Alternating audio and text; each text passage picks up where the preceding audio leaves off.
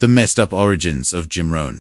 You think Jim Rohn was a family man, the motivational philosopher who built an empire teaching people about discipline, commitment, and the power of personal development, spent decades telling audiences that success is nothing if you have no one to share it with.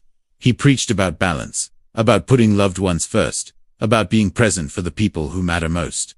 3 marriages, 2 children who barely knew him, thousands of followers who bought into a version of Jim Rohn that never actually existed. This is the story that the seminars don't tell you, the chapter that got edited out of every tribute video after his death in 2009. The man who became America's foremost business philosopher built his golden reputation on a foundation of abandonment, negligence, and a carefully manufactured persona that crumbled the moment you looked behind the curtain. Jim Rohn didn't just fail at what he preached. He actively lived the opposite of everything he sold, to millions of desperate people looking for answers, for direction, for someone to show them the way. While he stood on stages across America, telling audiences that you cannot succeed without your family's support. His first wife, Beverly, was raising 2 small children, alone in Idaho, wondering when or if their father would come home. While he recorded audio programs about being there for the moments that matter, his son Kyle was learning to ride a bike without him, celebrating birthdays without him, graduating school without him. While he wrote books about integrity and keeping your word, he was already planning his exit from the family he claimed to cherish, already building the escape route that would turn him into the guru millions would worship, and that his own children would barely recognize. The numbers tell a story Jim Rohn never wanted you to hear.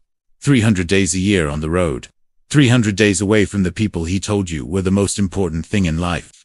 26 years between his first major success and his first public acknowledgement that maybe, just maybe, he hadn't been the father he should have been, and even that admission, buried in an interview most people never saw, was wrapped in the kind of self-help language that turned personal failure into a learning opportunity, that transformed abandonment into the price of pursuing your dreams.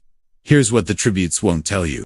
Here's what got conveniently left out of every top 10 Jim Rohn quotes article, every motivational compilation video, every glowing obituary that painted him as a prophet of personal development. Before Jim Rohn became the philosopher king of the seminar circuit, before Tony Robbins called him the greatest influence on his life, before millions of people bought his programs and attended his workshops, and repeated his carefully crafted phrases about success and achievement, he was just Emmanuel James Rohn from Yakima, Washington, a struggling farm kid who discovered he had a gift, a talent for making people believe in a version of success that he himself was chasing, that he himself hadn't actually achieved, not in the way that mattered, not in the quiet moments when the stage lights went dark and he had to face what he de-sacrificed to get there. This isn't a hit piece. This isn't about tearing down someone's legacy for the sake of controversy. This is about understanding the full picture of a man who millions still quote, still follow, still hold up as an example of how to live right. Because if we're going to take advice from someone, if we're going to restructure our lives based on their philosophy, don't we deserve to know the whole story? Don't we deserve to know what it actually cost him to build that philosophy?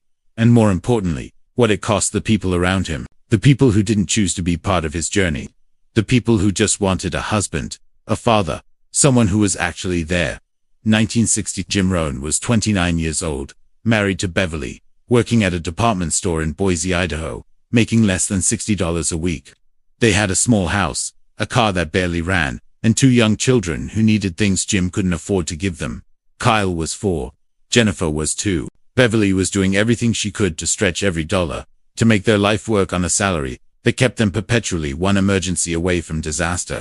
Jim would come home exhausted, frustrated, looking at his reflection in the bathroom mirror, and seeing everything he didn't want to be. A clerk, a nobody, a man whose biggest achievement was making it through another week without getting fired. He wasn't angry at Beverly. He wasn't angry at the kids. He was angry at himself, at the life he'd somehow fallen into, at the future he could see stretching out in front of him like a prison sentence. 30 more years of the same struggle, the same paycheck, the same quiet desperation that he saw in the eyes of every other man at the store, who'd given up on ever being anything more than what they already were. Then he met Earl Schoaf, and everything changed. Not in the way the motivational stories tell it, not in some magical moment of instant transformation, where Jim suddenly saw the light and became successful overnight. No, what happened was much darker, much more complicated, much more human than that. Earl Schoaf was a successful businessman, a distributor for a nutritional supplement company. A man who drove a nice car and wore expensive suits and seemed to have figured out some secret that everyone else was missing. He took an interest in Jim, started mentoring him, teaching him about personal development and the power of setting goals and all the philosophies that would later become the foundation of Jim's own teachings. But Earl also taught Jim something else, something that never made it into the seminars. Something that biographers would later struggle to reconcile with the image Jim carefully constructed. Earl taught him that success required sacrifice. Not the kind of sacrifice people talk about in graduation speeches. Not working hard or staying focused. The real sacrifice. The kind where you look at your family and you make a calculation. A cold, brutal calculation about what they're worth, compared to what you could become without them holding you back. Jim started traveling with Earl. Weekends at first, then weeks at a time, learning the business, attending meetings, discovering that he had a gift for speaking, for inspiring people, for making them believe that they too could escape their circumstances, if they just followed the system, if they just committed fully, if they just believed hard enough. Beverly supported it, at first. Of course she did. Her husband had finally found something that excited him. Something that gave him hope. Something that might lift him out of the financial hole they'd been living in for years. She didn't know yet that lifting them out actually meant Jim lifting himself out while she stayed behind. Holding everything together, explaining to Kyle why Daddy wasn't home again, why Daddy missed another dinner, another bedtime story, another moment that you can't get back once it's gone. The letters from that period, the ones that Beverly kept in a box that her children would later find, tell a story of a woman who believed in her husband, who trusted that this was temporary, that once he made it, he would come back to them, that the sacrifice would be worth it, because they'd all benefit from his success. But Earl Schoaf died in 1965. He was only 49 years old. Just dropped dead from a heart condition that nobody knew he had, leaving Jim without his mentor, without his guide, without the man who'd promised to show him the way to the top. And here's where the story gets interesting, where you start to see the machinery of Jim Rohn's mythology being built piece by piece. Instead of mourning Earl and returning to his family, instead of seeing his mentor's sudden death as a warning about what happens when you sacrifice everything for success, Jim doubled down. He took everything Earl had taught him and he ran with it, faster and harder than before, as if Earl's death proved that time was limited, that you had to grab success while you could, that waiting or hesitating or putting family first was just another way of ensuring you'd end up like everyone else, ordinary and forgotten and dead, with nothing to show for your time on Earth except the same struggles you started with. Richard Michaels was there. He was Jim's business partner. In those early years, one of the few people who saw what was happening behind the scenes, who watched Jim transform from a struggling husband and father into something else entirely, something that scared Richard. Enough that he eventually walked away from their partnership despite the money they were making. Years later, in an interview that never got much attention, because Richard wasn't famous like Jim became, he said something that should have mattered more than it did. He said Jim believed his own story before it was true. He started telling people he had it all figured out when his own life was falling apart. And the crazy thing was, people believed him because he was so convincing, because he needed them to believe him, because if they didn't believe him, then he'd have to face what he was actually doing to Beverly and those kids. By 1968, Jim Rohn was gone more than he was home.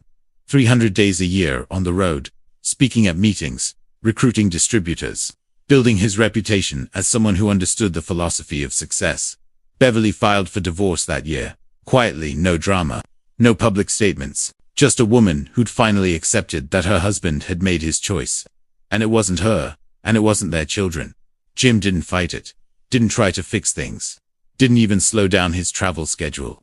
He just signed the papers and kept going, kept building the empire, kept refining the message that would eventually make him famous.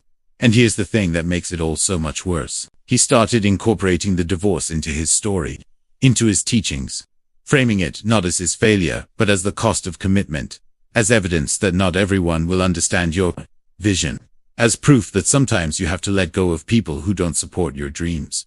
Kyle was 12 when his father left for good. Jennifer was 10. They would grow up hearing about Jim Rohn, the philosopher, Jim Rohn, the teacher, Jim Rohn, the man who influenced millions. But they didn't know that man. They knew the ghost who sent birthday cards, who called occasionally, who promised to visit and then didn't. The father who chose strangers over his own children, who gave his wisdom to anyone willing to pay for it, while his own kids had to learn life's lessons on their own. While Kyle and Jennifer were learning to live without a father, Jim Rohn was becoming the father figure to thousands of strangers who paid to hear him speak. The irony wasn't lost on the people who knew him personally, who saw the disconnect between the man on stage preaching about investing in relationships and the man who couldn't be bothered to show up for his own son as high school graduation. By the early 1970s, Jim had refined his message, polished his delivery, and created a persona that was part philosopher, part business coach, part spiritual guide. He would stand in hotel conference rooms across America, his voice smooth and authoritative, telling audiences that the greatest gift you can give your family is to become the best version of yourself. He would pause for effect, let that sink in, watch people nodding and taking notes, never mentioning that his own family hadn't seen the best version of him in years, that the gift he'd given them was absence, that the person he'd become in pursuit of success was someone his own children wouldn't recognize if they passed him on the street. The divorce from Beverly was never publicly acknowledged during the height of Jim's career. He simply stopped mentioning her. In interviews, he would talk vaguely about life lessons and personal challenges, without ever admitting that he'd walked away from a wife and 2 children to chase the American dream he was now selling to anyone willing to buy a ticket to his seminars. The few journalists who asked direct questions about his family life got carefully crafted responses that sounded deep and meaningful, but said absolutely nothing. "I've learned that success requires difficult choices," he would say, his tone suggesting profound wisdom rather than profound selfishness. "Not everyone will understand your path, and that's okay." It was a masterclass in reframing abandonment as enlightenment, in turning personal failure into philosophical insight, in convincing people that your worst qualities were actually evidence of your commitment to excellence. Then came Sharon. Jim's second marriage in 1973 seemed like a fresh start, a chance to prove that maybe the problem hadn't been him. Maybe it had just been the wrong match, the wrong timing, the wrong circumstances. Sharon was younger, ambitious, excited about Jim's growing fame and influence. She believed in the Jim Rohn that audiences saw, the wise teacher, the patient mentor, the man who had all the answers about how to build a meaningful life. What she didn't know, what she couldn't have known until it was too late, was that Jim had learned nothing from the collapse of his first marriage, except how to hide it better. The same patterns emerged almost immediately. The constant travel, the prioritization of strangers over family, the inability or unwillingness to be present, even when he was physically home. Sharon would later tell a close friend, in a conversation that only came to light years after Jim's death, that living with Jim was like living with a recording. He could give you all the right words, all the perfect advice, but there was nothing real behind it. He'd mastered the performance of being a good husband without actually doing any of the work. But here's where it gets truly disturbing, where the gap between Jim's teachings and his reality becomes almost impossible to rationalize. During this same period, throughout the 1970s and into the 1980s, Jim Rohn was building a financial empire on the concept of personal integrity. He would tell audiences, his voice full of conviction, that you cannot have success without character. You cannot build wealth without building yourself first. You cannot achieve your dreams if you're not willing to be honest about who you are and what you stand for. He would sell audio programs with titles like The Art of Exceptional Living and Cultivating an Unshakable Character for hundreds of dollars each. Thousands of people bought them. Tens of thousands. They played those tapes in their cars, memorized Jim's words, tried to model their lives after his philosophy. They had no idea that the man teaching them about character was sending child support checks late, missing commitments to his own children, building a public image that bore almost no resemblance to his private life.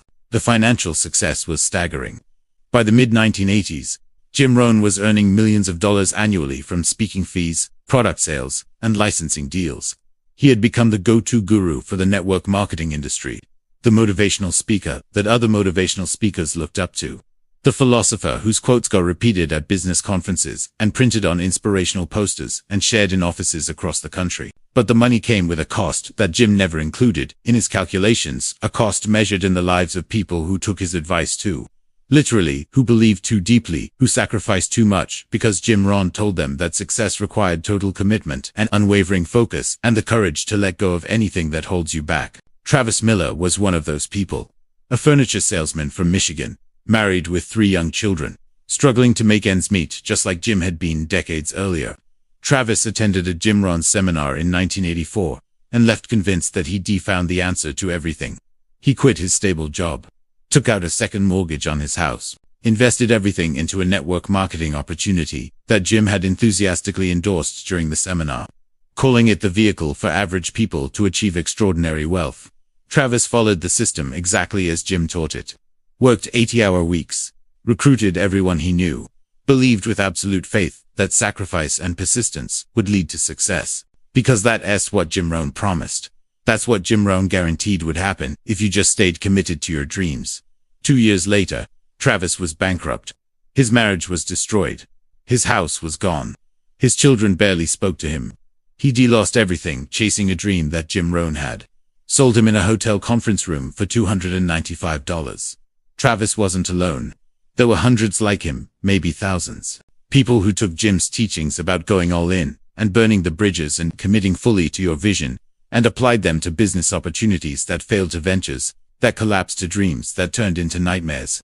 But Jim never talked about them, never acknowledged them, never took responsibility for the fact that his philosophy, when followed by people who lacked his natural talent for sales and persuasion, led not to success but to disaster. Instead, he would tell audiences that if it's not working, you're not working hard enough. That failure is just feedback. That success is waiting for those who refuse to quit. It was the perfect system. When people succeeded, Jim got the credit. When people failed, it was their fault for not being committed enough, for not believing enough, for not having what it takes. Marcus Chen was a journalist for a business magazine who tried to write an expose about Jim Rohn in 1992. He'd interviewed dozens of former seminar attendees, collected stories of financial ruin and broken families, documented the gap between Jim's teachings and the actual outcomes for most people who followed them. But the story never ran. Jim's lawyers got involved, threatened litigation, argued that Marcus was trying to damage Jim's reputation with unverified claims and cherry-picked examples. The magazine killed the piece. Marcus moved on to other stories. And Jim Rohn continued teaching millions of people about integrity, about character, about the importance of being true to your word and honoring your commitments, completely unaware of the irony, or, more likely, completely unconcerned with it. By the late 1990s, Jim Rohn was in his late 60s, still traveling, still speaking, still selling the same philosophy he'd been selling for 3 decades. But something had changed. The audiences noticed it first, the way his voice would occasionally crack during certain stories, the way he would pause a little too long when talking about the price of success, the way his eyes would drift when someone asked about family or legacy, or what really matters at the end of the day. Jim had spent his entire career teaching people how to build a successful life. But now, facing the reality of his own mortality, he was beginning to confront a question he'd avoided for decades. What exactly had he built? A fortune, certainly. A reputation, absolutely. An empire of products and programs and licensed materials that would continue generating revenue long after he was gone. But a life, a real life, with real relationships and real meaning beyond the stage and the spotlight and the sound of applause. That was a different question entirely. One that Jim seemed increasingly unable to answer with the same confidence he brought to everything else. Kyle was 42 years old when he finally agreed to meet his father for lunch in 2004. They hadn't seen each other in person for over 7 years. Jim had reached out through Beverly, asking if his son would be willing to talk, to maybe start rebuilding something that had been broken for so long it was hard to remember when it had ever been whole. Kyle agreed, but not because he thought anything would change. Not because he believed his father had suddenly discovered the importance of family after spending a lifetime proving it didn't matter. He agreed because he was curious about whether the Jim Rohn who had abandoned him was the same Jim Rohn that millions of people worshipped. Whether his father had any awareness of the contradiction. Whether after all these years there might be even a hint of genuine remorse rather than the performative wisdom that Jim had turned into an art form. The lunch lasted 90 minutes. Jim talked for 85 of them. He shared insights about personal development, told stories from his recent seminars, explained his philosophy on aging and legacy, and making peace with your past. Kyle barely said a word. When it was over, when Jim hugged him and said they should do this more often, Kyle drove home and called his sister. It was like having lunch with a stranger. He told Jennifer, except the stranger thinks he knows me because we share DNA. He doesn't know me. He never knew me. And I don't think he even realizes that. Jennifer never agreed to meet with Jim. She was done. Had been done for years. While Kyle maintained a polite distance, sending cards on Father's Day, responding to occasional emails, Jennifer had cut the cord completely. She'd built a life without her father, raised her own children with a determination to be present for them in ways Jim had never been present for her, and she had no interest in offering forgiveness to a man who'd never actually apologized for anything. In a letter she wrote, but never sent, found among her papers years later, she laid out everything she'd wanted to say to him, but knew would be pointless. You taught the world about success, while teaching me about absence. You told strangers to prioritize their families, while making it clear we were never your priority. You built an empire on values you didn't live, and now you want credit for trying to fix it 30 years too late. I don't hate you. I just don't know you. And honestly, I don't want to. The second marriage to Sharon had ended in divorce in 1991. Quietly and without fanfare, just like the first one. Jim's third marriage, to a woman named Claire, happened 2 years later, when he was 60. Claire was 38. She'd attended his seminars, admired his work, believed in the philosophy he preached. The marriage lasted 6 years before she, too, discovered that living with Jim Rohn meant living with a performance, not a person. The pattern never changed. Jim couldn't change it. Or wouldn't. After decades of being Jim Rohn, the guru, the teacher, the philosopher, he'd lost the ability to be anything else, if he'd ever had it to begin with. Even in his private life, even with the people who should have mattered most, he was always on stage, always delivering wisdom, always maintaining the persona that had made him famous and wealthy and utterly alone. But the real damage, the legacy that Jim left behind, that had nothing to do with his audio programs or his books or his famous quotes, was the industry he helped create. The modern self-help industry, the guru culture, the entire ecosystem of motivational speakers and life coaches and personal development experts who promised transformation if you just buy their program, attend their seminar, believe in their system. Jim Rohn didn't invent it, but he perfected it. He showed an entire generation of aspiring gurus exactly how to do it.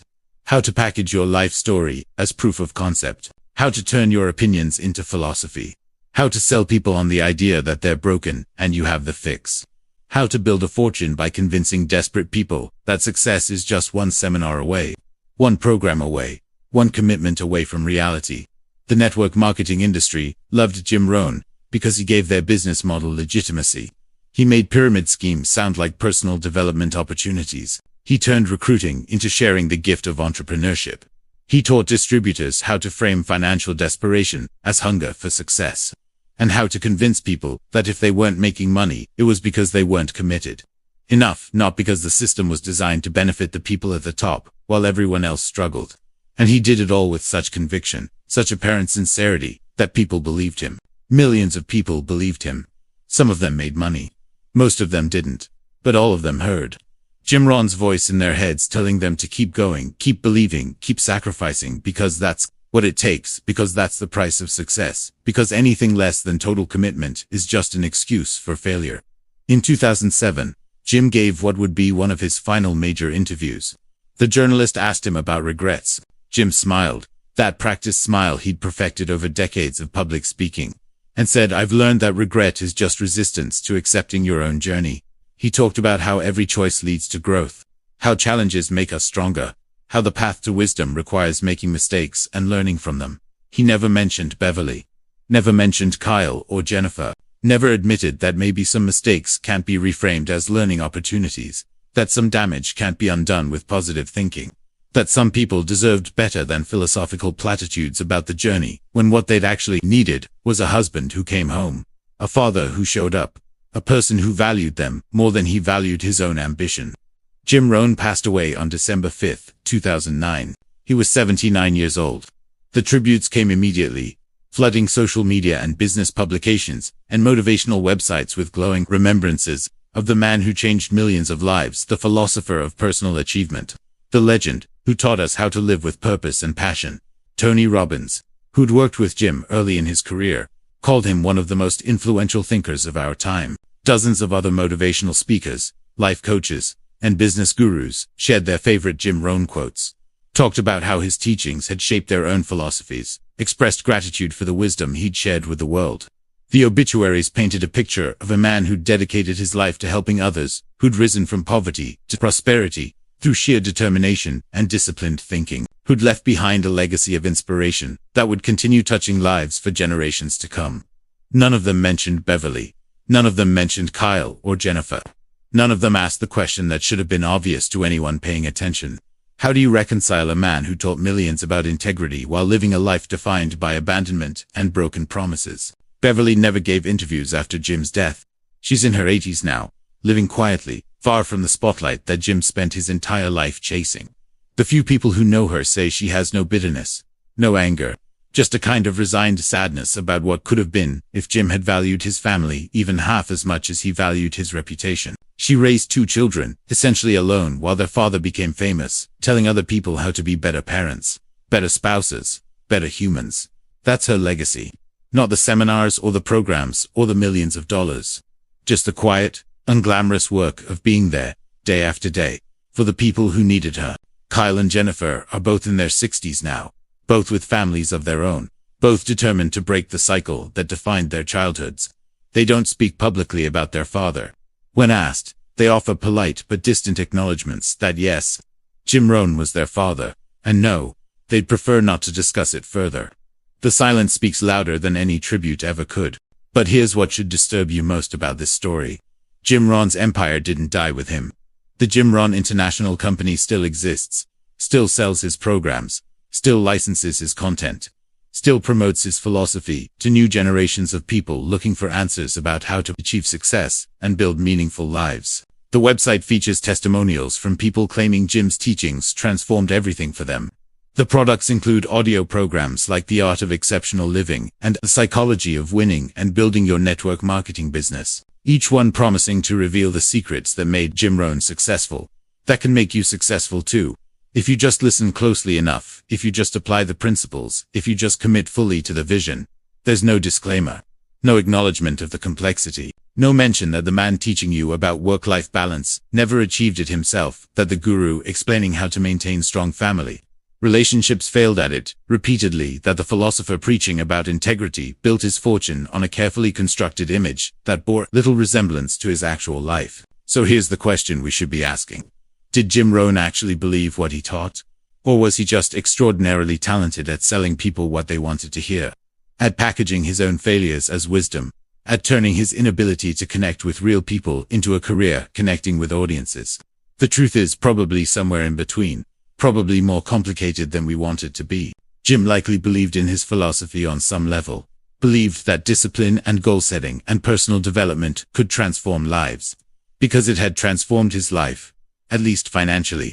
But he also had to know at some level that he was selling an incomplete picture, that the success he'd achieved came at a cost he never disclosed, that the life he presented on stage was not the life he actually lived, and he chose to keep selling it anyway, chose to keep building the brand, refining the message, cashing the checks, while his own children grew up wondering why their father loved strangers more than he loved them. This is what the self-help industry doesn't want you to understand. The gurus are human. They fail. They struggle. They make the same mistakes everyone else makes. Sometimes worse mistakes, because they're so focused on building their public image that they neglect everything else. And that's okay, that's forgivable, that's understandable, as long as they're honest about it. As long as they do to pretend to have all the answers while their own lives are falling apart, as long as they don't sell you a fantasy while living a nightmare.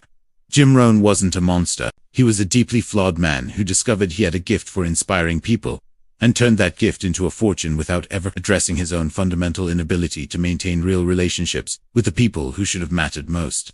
He taught millions about success, while failing at the things that actually define a successful life. Connection, presence, love. The stuff you can't measure in dollars or audience size or product sales.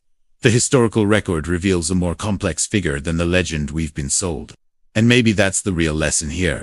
Maybe the point is to destroy Jim Rohn's legacy, or to stop people from finding value in his teachings. Maybe the point is to approach all gurus, all experts, all people selling you solutions to life's problems with a healthy skepticism, with an understanding that wisdom doesn't come from perfect people, and that anyone claiming to have it all figured out is probably lying to you or to themselves, or, most likely, to both. This chapter of Jim Rohn's life deserves to be remembered, not to tear him down, but to complete the picture. To understand the full cost of the philosophy he built. To recognize that the person teaching you about living well might be the last person who actually knows how to do it.